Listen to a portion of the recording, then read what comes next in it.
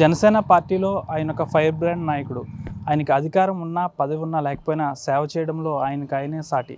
ఆయన ఎవరో కాదు, తాడేపల్లిగూడెం నియోజకవర్గ జనసేన ఎమ్మెల్యే అభ్యర్థి బొలిశెట్టి శ్రీనివాస్. ప్రస్తుతం ఆయన ఉన్నారు. సార్, కొన్ని రోజుల్లో ఫలితాలు రాబోతున్నాయి. మీరు చేసిన సేవా కార్యక్రమాలే మీకు శ్రీరామ్ రక్ష అనుకోవచ్చా? డెఫినెట్గానండి. ప్రజలందరూ చాలా ఆదరించారు, ఓట్లు కూడా వేశారు. డెఫినెట్గా మనం విన్ అవ్వబోతున్నాం. వన్ సైడ్గా చేశారంటే ఇంకా మన మీద ఉన్న అభిమానాన్ని ఈ 5 సంవత్సరాల్లో మన సర్వీసెస్ని, కరోనా సమయంలో మనం చేసిన సర్వీసులు అన్నింటినీ కూడా దృష్టిలో పెట్టుకుని వన్ సైడ్ తీర్పునిచ్చారు జనం. డెఫినెట్గా మీరు అనేక మందికి సేవ చేశారు. అంటే అధికారం ఉన్నా లేకపోయినా, మీకు పదవి ఉన్నా లేకపోయినా మీరు సేవ చేశారు. దీన్ని ఏ విధంగా చూడొచ్చు?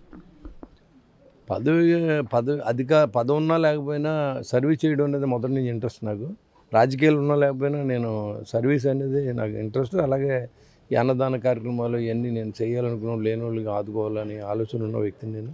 ఎందుకంటే నేను మధ్యతరగతి కుటుంబం నుంచి వచ్చాను కాబట్టి కష్టాలు తెలుసు కాబట్టి ఖచ్చితంగా ఏ వ్యక్తి కష్టాలు ఉన్నా మన చేసిన సహాయం మనం చేయాలని నా ఉద్దేశం. అంటే ఉప ముఖ్యమంత్రి స్థాయి నాయకుడు ఈ నియోజకవర్గంలో ఉన్నప్పటికీ కూడా ఈ 5 సంవత్సరాల్లో ఎక్కడ కూడా నియోజకవర్గం అభివృద్ధి అనేది లేదు. కనీసం త్రాగునీటి సదుపాయం కూడా లేని పరిస్థితి.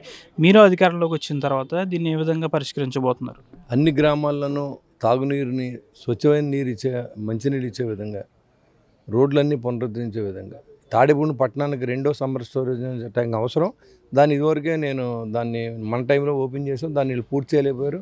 ఇమ్మీడియట్గా దాన్ని పూర్తి చేసి తాడేపల్లివి కాకుండా ఇంకా పక్కన ఉన్న చిన్న చిన్న విలేజ్లు కూడా నీళ్ళు ఇవ్వాలనే మంచి ఉద్దేశంతో నేను పనిచేస్తాను. అంటే ఇండోర్ స్టేడియం అనేది కూడా ఇక్కడ ఒక కళగా మారిపోయింది. దీన్ని మీరు వచ్చిన తర్వాత నిర్మిస్తారా?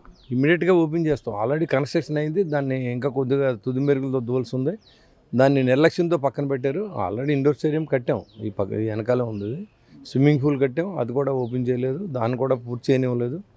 సో అవన్నీ కూడా మనం కంప్లీట్ చేస్తాం. ఏదైతే ఎన్టీఆర్ హౌసింగ్లో ఉన్నటువంటి 5300 ఇళ్ళలో పూర్తి చేయలేని సందర్భం, అవన్నీ కూడా పూర్తి చేసి గవర్నమెంట్ ఎవరైతే పేద ప్రజలందరూ డబ్బులు కట్టారో వాళ్ళందరికీ ఇల్లు ఇచ్చే బాధ్యత మేము తీసుకుంటాం. అంటే ఎర్రకాలం ముంపు అనేది చాలా ఇబ్బందికరంగా మారింది. మీరు కూడా అక్కడికి వెళ్ళి చూసిన పరిస్థితి. దీన్ని ఏ విధంగా పరిష్కరించబోతున్నారు? ఇమీడియట్గా అక్విడేట్ దగ్గర ఉన్నటువంటి ఇసుక మేటలు క్లీన్ చేయించాం నిన్న. ఇప్పుడు ఇంకా చేస్తూ ఉన్నారు. అంతేకాకుండా ఎర్రకాలు గట్లన్నీ కూడా గండ్లు పడి చేలు మునిగిపోతూ ఉన్నాయి. ఎవ్రీ ఇయర్ చేయాలి. ఆ గండ్లు అనేది ఎప్పుడు పూడ్చుతూ ఉండాలి. అప్పుడు రైతుకి 1000 ఎకరాల ముంపు గురవకుండా ఉంటాయి కాబట్టి ఆ బాధ్యతను ఖచ్చితంగా తీసుకుంటాం. ఎర్రకాలం మీద బ్రిడ్జిని కూడా ఏర్పాటు చేస్తాం. ఇక్కడ ఉన్న ఉప ముఖ్యమంత్రి కొట్టు సత్యనారాయణ అవినీతిని ఎప్పటికప్పుడు మీరు బయటకు తీస్తూ ఉంటారు, ఎప్పటికప్పుడు ప్రశ్నిస్తూ ఉంటారు. సాక్షాత్తు పోలింగ్ రోజు నాడు కూడా మీరు అక్కడ ఇబ్బందికర పరిస్థితులు వస్తే మీరు అడ్డుకున్న పరిస్థితి కూడా ఏర్పడింది. మీరు ఎమ్మెల్యే అయిన తర్వాత, మీ కూటమి అధికారంలోకి వచ్చిన తర్వాత ఆయన చేసిన అవినీతిని బయటకు తీస్తారా? ఇప్పుడే తీసాం. అధికారులు ఉండగానే తీసాం. అప్పుడు తీసేదేం కాదు. అప్పుడు ఎలా ఉంటుందంటే చాలామంది ఉద్యోగాలు ఇస్తానని డబ్బులు తీసుకున్న వాళ్ళంతా తిరగబడతారు. డబ్బులు ఇచ్చేయించుకున్న వాళ్ళందరూ కూడా ఆ డబ్బులు ఇచ్చిన వాడికి ఎవరికి ఉద్యోగం ఉండదు. మేము ఏదైనా ఉంటే ఫ్రీ సర్వీస్ చేయాలని ఆలోచనలో ఉన్నాం. ఎవరికి ఉద్యోగానికి వచ్చినా ఉద్యోగం వాళ్ళకి ఇవ్వాలి. అది టెంపరీ ఉద్యోగాన్ని కూడా 4 లక్షల నుంచి 8 లక్షలు తీసుకున్నటువంటి వ్యక్తి కొట్టు సత్యనారాయణ. చాలామంది వాళ్ళందరూ వసూలు చేసే పరిస్థితి ఉంటుంది రాబోయే రోజుల్లో. బొలిశెట్టి శ్రీనివాస్ను మంత్రిగా చూసే అవకాశం ఉంది. అది కళ్యాణ్ గారి ఇష్టం, నా ఇష్టం కాదు. నేను అసలు దాని గురించి ఆలోచనే లేదు నాకు. మా నాయకుడు ఇచ్చే ఈ మాటే మాకు శిరసావహిస్తాం. అంతే తప్ప నాకు ఇది కావాలి నేను ఇది కూడా అడగలేదు. అది ఆయన ఇచ్చింది పదవి కూడా. వారాహి సభలో కూడా బొలిశెట్టి శ్రీనివాస్ అన్న మిమ్మల్ని బాహుబలి అని కూడా ఆయన అన్నారు. మీకు ఎలా అనిపించింది? ప్రౌడ్గా అనిపిస్తుంది. ఎందుకంటే పవన్ కళ్యాణ్ గారు జనరల్గా ఎవరిని పొగడరు కాబట్టి ఆయన అన్నది మరి నాకు ఆనందంగానే అనిపించింది. అంటే పొగిడించుకుంటూ ఆనందం కాదు, ఆయన రియల్గా మాట్లాడతారు కాబట్టి, పొగిడి మనిషి కాదు కాబట్టి. So very happy.